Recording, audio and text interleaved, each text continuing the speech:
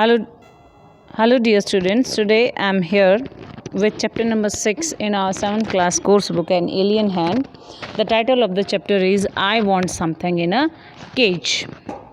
Let's start reading it. Mr. Pucil did not believe in ghosts, nevertheless the man who bought the two doves. Mr. Pucil जो व्यक्ति हैं, main character हैं इस chapter में, वो भूतों में विश्वास नहीं करते हैं और ना ही वो व्यक्ति जिसने उनसे दो डव खरीदे थे वो ही बिलीव करता था. And his strange act immediately thereafter let him with a distinct sense of the uncanny. लेकिन उस व्यक्ति का कोई अजीब सा बिहेवियर था जिसने उनको भी थोड़ा सा असमंजस में डाल दिया था. एज दो बिहाइंड हिज डिपार्टेड कस्टमर, हालांकि अब उनका कस्टमर जा चुका था, there had lingered the musty smell of an abandoned haunted house. Abandoned होता है जिसको परमिशन नहीं होती, नॉट परमिटेबल. हॉन्टेड होता है जहाँ पर भूत रहते हैं, ऐसी जगह. और अब एक ऐसी स्मेल आ रही थी उस कस्टमर के जाने के बाद जैसे कि किसी हॉन्टेड हाउस से आती है या किसी ऐसी जगह से आती है जहाँ जाना निषेध होता है. Mister Purcell was a small fussy man, red cheeks and a tight melon stomach. Mister Purcell जो थे थोड़े से छोटे थे, कद के, फंसी थे मतलब उधम मचाते रहते थे यहाँ वहाँ. रेड चीक्स से उनके और उनका पेट मेलन जैसा था. Large glasses magnified his eyes so as to give him the appearance of a wise and genial owl. और उन्होंने लार्ज ग्लासेस लगा रखे थे अपनी आंखों के सामने जिन्होंने उनकी आंखों के साइज़ को भी थोड़ा सा बड़ा कर दिया था और वो किसी उल्लू जैसे वाइज दिखते थे. वेस्टर्न कंट्रीज़ में उल्लू को समझदार समझा जाता है जबकि यहाँ हम उल्लू को बेवकूफ़ मानते हैं. ये फ़र्क होता है कल्चर्स में. ही ओन्ड ए पेट शॉप, वो एक पेट शॉप के मालिक थे.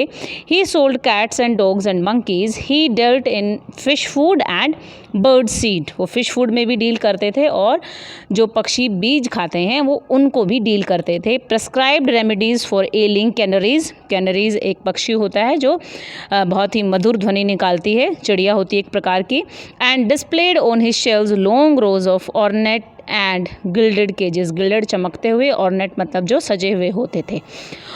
He considered himself something of a professional man. A constant stir of movement pervaded his shop. उनके शॉप में, क्योंकि वो एक पेट शॉप थी तो बहुत सारी मूवमेंट चलती रहती थी. Whisper twitters, sly rustling, squeals, cheeps and sudden squeaks. ये अलग अलग तरह की आवाज़ें हैं, अलग अलग तरह की हलचल हैं जो उनकी दुकान पर होती थी पेट्स के कारण. Small feet scampered in frantic circles, frightened, bewildered, blindly seeking. और उनके यहाँ जानवर यहाँ वहाँ दौड़ते रहते थे. Across the shelves pulsed his endless flicker of life, but the customers who came in said, aren't they cute?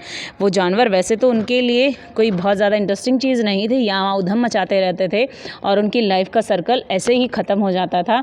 लेकिन कस्टमर्स को वो बड़े ही क्यूट लगते थे और वो ऐसा बोलते थे, look at the little cage, they are sweet. And mister Pusel himself would smile and briskly rub his hands and emphatically shake his head.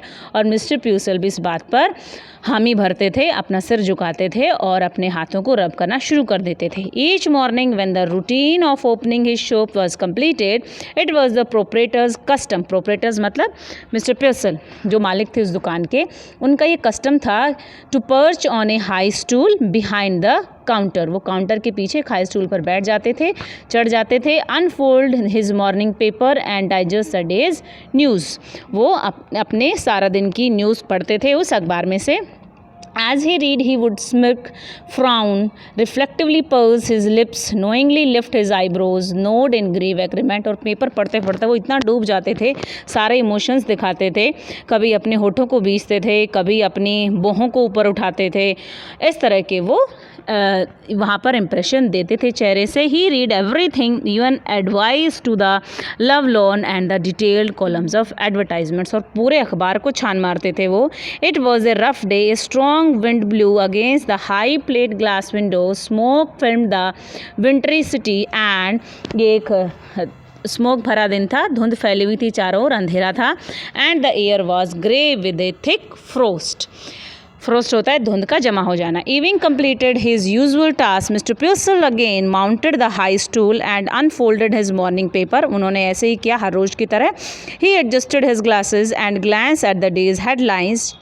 Chirping and squeaking and mewing vibrate all around him. चारों तरफ वहीं कहीं chirping हो रही है, कहीं स्क्विलिंग हो रही है, कहीं मिमिया रहे हैं जानवर उनके चारों तरफ। Yet mister Pusel heard it no more than he would have hear the monotonous मतलब जो बोरियत आवाज़ होती है उसको कहते हैं monotonous ticking of a familiar clock. लेकिन उनका ज़्यादा इंटरेस्ट नहीं था इन सब आवाज़ों में, उनके लिए एक घड़ी जैसी आवाज़ की तरह बोरियत भरी आवाज़ें थी। There was a bell over the door that jingled whenever a customer entered, और एक बेल थी उनकी डोर पर जो बजती थी जब भी कोई कस्टमर आता था। This morning however for the first time mister Pusel could recall it failed to ring, लेकिन मिस्टर प्यूसल ने पहली बार याद किया कि आज ये बजी नहीं। सिंपली ही ग्लैंस्ड अप, उन्होंने देखा, and there was the stranger, वो स्ट्रेंजर वहाँ पर खड़ा था, standing just inside the door as if he had materialized out of thin air, ऐसे लग रहा था जैसे वो तो thin air में से ही अपने आप बन के निकल कर आया है।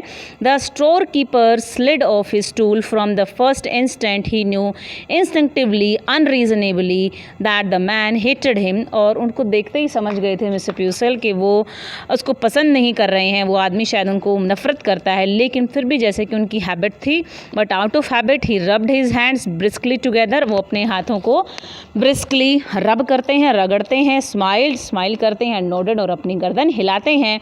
Good morning he beamed, what can I do for you, और वो उससे पूछते हैं पूरे खुश होकर कि मैं बताइए आपके लिए क्या कर सकता हूँ। This was the first part of the chapter. I hope you enjoyed watching the video. Thank you.